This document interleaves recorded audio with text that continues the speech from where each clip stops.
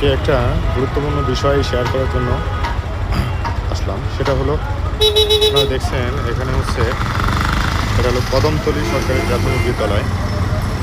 এটা হলো গোলাপগঞ্জ বিয়ানীবাজার সিলেট কদমতলী পয়েন্ট থেকে ছেড়ে যায় শত শত বাস এই স্টপেজ থেকে।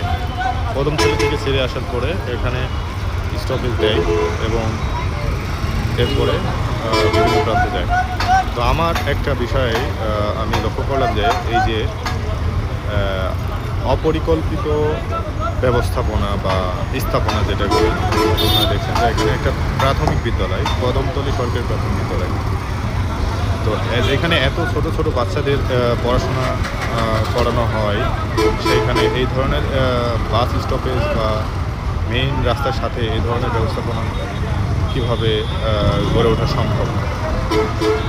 তো এখানে ছোটো ছোটো বাচ্চারা কতটুকু মনোযোগ পাবে বা তাদের ব্রেনের উপর কতটা প্রেশার পড়বে, এই বিষয়টা আমার কাছে একটু খারাপ লাগছে। এই জন্য আপনাদের মাধ্যমে বিষয়টা তুলে ধরতে চাই।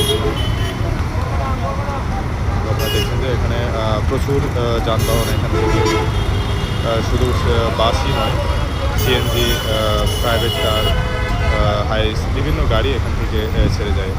আর এরই পাশে অবস্থিত এ ধরনের শিক্ষা প্রতিষ্ঠান। তো বিষয়টা আপনাদের কেমন লাগছে জানাবেন। ধন্যবাদ সবাইকে। আসসালামু আলাইকুম।